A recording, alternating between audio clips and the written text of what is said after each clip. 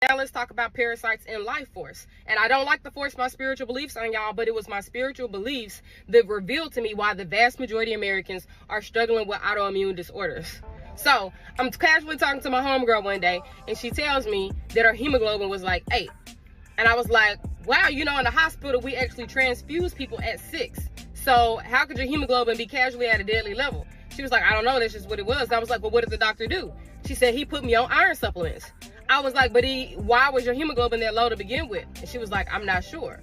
I'm like, that doesn't add up, because America, we're some of the biggest meat eaters in the world. Statistically, like, we eat more meat than anybody. How is it possible the vast majority of women in America are struggling with iron deficiency anemia and we eat unusual proportions of meat? What that tells me is that something is going on that is not allowing us to absorb the iron, right?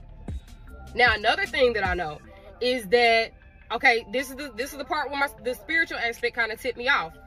You know, we talked about the STDs and parasites, and I dropped in there real quickly that I think possibly what we believe to be demons could also be, because, you know, I believe in entities, I believe in the spiritual realm. I said it could be bacteria and parasites, because they live at a different level and different dimension than us, but they act on us. Because in the hospital, when a person gets a certain bacteria or a certain infection, it changes their behavior. We know that. We've seen old people get superhuman strength from having urinary tract infections. And there's like a laundry list of infections we could name. We've seen them do fecal transplants and induce signs of schizophrenia in lab rats. We've seen them use fecal transplants to heal people. So we know the gut-brain connection. We know serotonin is produced in the gut. Many neurotransmitters and many hormones are produced in the gut. So the creatures, right? And like I said, if you watch bacteria under a microscope, they have their own community. They have their own government. They kill bacteria that don't carry the workload. Like, they have their own system. So these are living beings, living forces. And if you ever look at parasites under a microscope, they're ugly. They are hideous. They look demonic. They are so ugly. They always have these gnarly teeth and these angry looking eyes. Like, y'all, they ugly, okay? They look like Predator. Y'all remember the movie Predator? That's what most parasites look like under a microscope.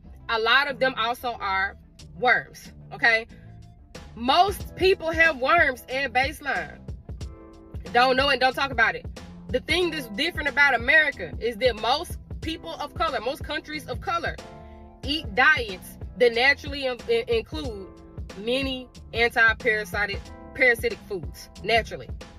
On the flip side, in America, we eat a diet that is pro-parasite, heavy with the sugar, lots of meat, raw meat at that sometimes even.